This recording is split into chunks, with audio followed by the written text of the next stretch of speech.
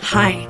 To start with the recipe, first, take your 2 medium ham hocks and score them in a crosshatch pattern on both sides using a sharp knife.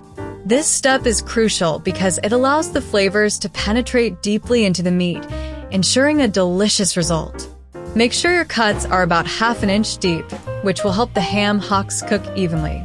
If you don't have a sharp knife, a serrated knife can work in a pinch, but be careful to maintain control to avoid slipping. You'll know you've done it right when you see a neat grid pattern on the surface. A common mistake is cutting too shallow, so make sure to apply enough pressure.